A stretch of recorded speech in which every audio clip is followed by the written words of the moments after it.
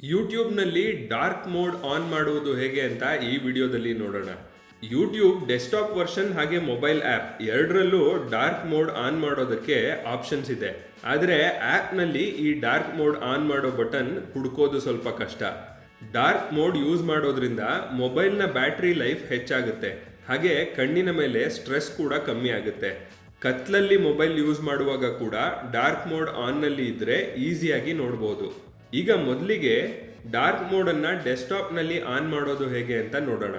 ಯೂಟ್ಯೂಬ್ನಲ್ಲಿ ನಿಮ್ಮ ಅಕೌಂಟ್ಗೆ ಸೈನ್ ಇನ್ ಮಾಡಿ. ನಿಮ್ಮ ಪ್ರೊಫೈಲ್ ಪಿಕ್ಚರ್ ಮೇಲೆ ಕ್ಲಿಕ್ ಮಾಡಿ ಸ್ಕ್ರೋಲ್ ಡೌನ್ ಮೆನು ಓಪನ್ ಆಗುತ್ತೆ. ಇಲ್ಲಿ ಅಪಿಯರೆನ್ಸ್ ಮೇಲೆ ಕ್ಲಿಕ್ ಮಾಡಿ. ಈಗ 3 ಆಪ್ಷನ್ಸ್ ತೋರಿಸುತ್ತೆ: use device theme, dark theme ಹಾಗೂ ಲೈಟ್ ಥೀಮ್. ಇದರಲ್ಲಿ ಡಾರ್ಕ್ ಥೀಮ್ ಮೇಲೆ ಕ್ಲಿಕ್ ಮಾಡಿ. ಆಟೋಮೆಟಿಕಲಿ ನಿಮ್ಮ ಯೂಟ್ಯೂಬ್ ಡಾರ್ಕ್ ಮೋಡ್ಗೆ ಬದಲಾಗುತ್ತೆ. ಮೊಬೈಲ್ ಆ್ಯಪ್ನಲ್ಲಿ ಡಾರ್ಕ್ ಮೋಡನ್ನು ಆನ್ ಮಾಡೋದು ಹೇಗೆ ಅಂತ ನೋಡೋಣ. ನಿಮ್ಮ ಯೂಟ್ಯೂಬ್ ಆ್ಯಪ್ ಓಪನ್ ಮಾಡಿ, ಕೆಳಗೆ ಕಾಣಿಸೋ ನಿಮ್ಮ ಪ್ರೊಫೈಲ್ ಪಿಕ್ಚರ್ ಮೇಲೆ ಟ್ಯಾಪ್ ಮಾಡಿ.